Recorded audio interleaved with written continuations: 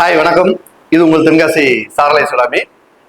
2023 sub inspector தேர்வு எழுதியவர்களுக்கு அந்த கடைசியாக விட்ட அந்த லிஸ்ட் வந்து இப்போதைக்கு கோர்ட்ல வந்து ஜட்ஜ்மெண்ட் கொடுத்துருக்காங்க. என்ன கொடுத்துருக்காங்க அப்படின்னு கேட்டீங்கன்னா, அந்த லிஸ்ட்டை வந்து நிப்பாட்டி வச்சிருக்கிறாங்க. மறுபடியும் ஒரு லிஸ்ட் விடுற மாதிரி என்ன செஞ்சிருக்கிறாங்க அப்படின்னா சொல்லியிருக்கிறாங்க. அதாவது ஜென்ரல் கோட்டால வந்து ஒவ்வொரு தனித்தனியாக தாலுக்கு தனியாக எஸ்எஃப்ஓ தனியாக இந்த மாதிரி ஒவ்வொன்றுக்கும் தனித்தனியாக ஜென்ரல் கோட்டாக்கு வந்து கொடுத்ததுனால மொத்தமாக என்ன பண்ண சொல்லியிருக்காங்க அப்படின்னா, அதிக மார்க் எடுத்தவங்களை ஃபுல்லாவே ஜென்ரல் கோட்டால வச்சிருங்க அப்படின்ற மாதிரி சொல்லியிருக்காங்க. தனித்தனியா பிரிக்க வேண்டாம் அப்படின்ற மாதிரி சொல்லியிருக்காங்க. ஸோ அதனால அதுக்கு ஒரு புது லிஸ்ட் வந்து என்ன செய்யும் அப்படின்னா, 2023 தேர்ச்சி பெற்ற அந்த எஸ்ஏ மாணவர்களுக்கு வந்து ஒரு புது லிஸ்ட் வந்து என்ன செய்யணும் அப்படின்னா வரும். அது வந்து 90 நாட்களுக்குள்ள கண்டிப்பா வரும் அப்படிங்கிற மாதிரி வச்சிருக்காங்க அப்படின்னா சொல்லியிருக்காங்க. டிஎன்யூஎஸ்ஆர்பி எது போட்டு ஆட்டுது அப்படின்னு தெரியல. எல்லாவே சிக்கல்களே இருக்கு இல்லையா. 2023 தேர்ச்சி பெற்றது இது ஒரு லைன்ல இன்னும் வேலை கிடைக்காம, வேலை கிடைச்சும் என்னைக்கு பணிக்கு போறோம் அப்படின்னு தெரியாம போய்கிட்டு இருக்கு. ஓகேங்களா. ஸோ அதுக்கப்புறம் இப்போ 2025 அறிவிச்சிருக்கக்கூடிய இந்த எஸ்ஐலையும் பார்த்தீங்கன்னா 2 முக்கியமான சிக்கல்கள்.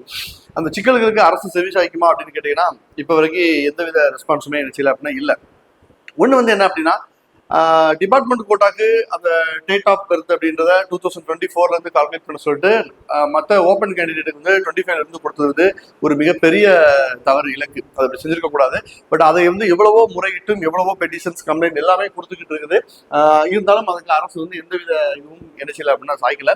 இன்னும் நமக்கு அப்ளை பண்றதுக்கும் நாட்கள் பார்த்தீங்கன்னா கிட்டத்தட்ட ஒரு வாரம் தான் இருக்கு. அதனால என்ன நடக்க போகுது அப்படின்றது சத்தியமா அது தெரியல. பிளஸ் வந்து இந்த அப்ளை பண்றது பார்த்தீங்க அப்படின்னா 10th +2 டிகிரி இது எல்லாமே முன்னாடி வந்து 10th படிச்சிருப்போம், ஒரு போலீஸ் தேர்வில் தேர்ச்சி பெற்று போலீஸாக போயிருப்போம். ஸோ 11th அப்போ வந்து கிடையாது, அதாவது கரஸ்ல எழுத முடியாது, ஸ்ட்ரைட்டாக 12th எழுதியிருப்போம். டிகிரி 3 வருஷம் கரஸ்ல போட்டிருப்போம். இந்த மாதிரி இருந்திருக்கும். ஸோ இப்போ வந்து கண்டிப்பாக 11th படிச்சுட்டு தான் 12th படிக்கணும் அப்படின்னு சொல்றது வந்து அதுவும் ஒரு ரொம்ப ஒரு சிக்கலுக்கான விஷயம். ஸோ அது நிறைய கேண்டிடேட் வந்து டிபார்ட்மெண்ட்ல இருக்கிற ஆட்கள் இதைத்தான் கம்ப்ளைண்ட் பண்றாங்க. நான் 10th முடிச்சோடனே பிசி ஆயிட்டேன், இப்போ என்னால் எஸ்ஐக்கு அப்ளை பண்ண முடியல.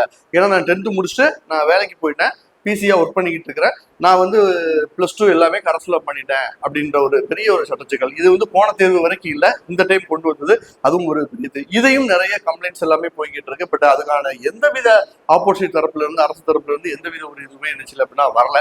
ஸோ அதுக்கான முடிவுன்னு ஒரு உதாரணம் இருக்கு அப்ளை பண்றதுக்கு. ஸோ அதுக்கான ஒரு நல்ல ஒரு தீர்வு வந்தா நல்லா இருக்கும். ஓகேவா. ஸோ இதோட நம்ம இன்ஸ்டியூட்ல வந்து ஆஃப்லைன் டெஸ்ட் பேட்ச், அதாவது நம்ம சப் இன்ஸ்பெக்டர் தேர்வு இப்போ 2025 அறிவிக்கக்கூடிய அந்த 1352 பணியிடங்களுக்கான ஆஃப்லைன் டெஸ்ட் பேட்ச் என்ன செய்ய போறோம் அப்படின்னா ஸ்டார்ட் பண்றோம். ஸோ இந்த ஆஃப்லைன் டெஸ்ட் பேட்ச் அப்படின்றது வரக்கூடிய 30ஆம் தேதியிலிருந்து என்ன செய்யறோம் அப்படின்னா ஸ்டார்ட் பண்றோம். ஸோ 30ஆம் தேதி ஸ்டார்ட் பண்ணுது அப்படின்னா அன்னைக்கு ஃபர்ஸ்ட் டெஸ்ட் இருக்கும். ஸோ நீங்க அந்த டெஸ்ட்ல ஜாயின் பண்ணிக்கலாம். ஸோ இந்த டெஸ்ட்ல வந்து 30ஆம் தேதியே வரணும் அப்படின்ற அவசியம் இல்லை. அதுக்கு முன்னாடியே வந்து நீங்க படிக்க ஆரம்பிச்சு ஸ்ட்ரெயிட்டா அந்த டெஸ்ட்ல வந்து என்ன செஞ்சுக்கலாம் அப்படின்னா தேர்வு இது பண்ணிக்கலாம். ஸோ விடுதி வசதி வந்து நம்மகிட்டே இருக்கு. ஸோ ஹாஸ்டல் வேணும் அப்படின்னாலும் கேட்டுக்கலாம். அதாவது டெஸ்ட் போய் ஜாயின் பண்ணிட்டு நம்ம ஹாஸ்டல்லே உட்காந்து நீங்க படிக்கிற மாதிரி நினைச்சுக்கலாம் அப்படின்னா பாத்துக்கலாம். ஸோ இந்த சப் இன்ஸ்பெக்டர் 2025 ஆஃப்லைன் டெஸ்ட் பேஜுக்கான கட்டணமாக நம்ம என்ன செஞ்சிருக்கோம் அப்படின்னா ரூபாய் 2999 2999 அப்படின்ற பேமெண்ட் வச்சிருக்கிறோம். ஸோ இந்த பேமெண்ட் அப்படின்றது ஒன் அண்ட் ஒன்லி டெஸ்ட் பேஜுக்கான பேமெண்ட் மட்டும் தான். உங்களுக்கான கொஸ்டின் வந்துடும், ஆன்சர் கீ வந்துடும், பிளஸ் வந்து அதுல இருக்கக்கூடிய உங்களுக்கு டவுட்ஸை கிளியர் பண்ணி கொடுத்துருவோம். ஓகேவா. ஸோ இதுல இருக்கக்கூடிய அந்த கொஸ்டின் இருக்கக்கூடிய சந்தேகங்கள், சைக்காலஜி, மேக்ஸ், இங்கிலீஷ் இதோட எக்ஸ்பிளனேஷன் இது எல்லாமே நம்ம சைட்ல வந்து செஞ்சிருவோம் அப்படின்னா பண்ணி கொடுத்துருவோம். ஓகேங்களா. பிளஸ் உங்களுக்கு ஹாஸ்டல் வேணும்னா அதுக்கு ஃபுட் அண்ட் அகாமடேஷனுக்கான பேமெண்ட் வந்து நீங்க தனியாக வந்து செஞ்சுக்கணும் அப்படின்னா பண்ணிக்கணும். ஸோ ஷெடியூல் ஆல்ரெடி நீங்க பார்த்த ஷெடியூல் தான். ஸோ 30/4/2025 அன்றைக்கு முதல் தேர்வு எக்கனாமிக்ஸ் தேர்வு. ஸோ இதுக்கு முன்னாடி இந்த ஷெடியூல் நம்ம காமிச்சிருப்போம். ஜஸ்ட் டேட்டை மட்டும் தான் என்ன செஞ்சிருக்கோம் அப்படின்னா சேஞ்ச் பண்ணியிருக்கோம். ஓகேவா. ஸோ கெமிஸ்ட்ரி 2வது டெஸ்ட் 2/5 அந்த டேட்ல.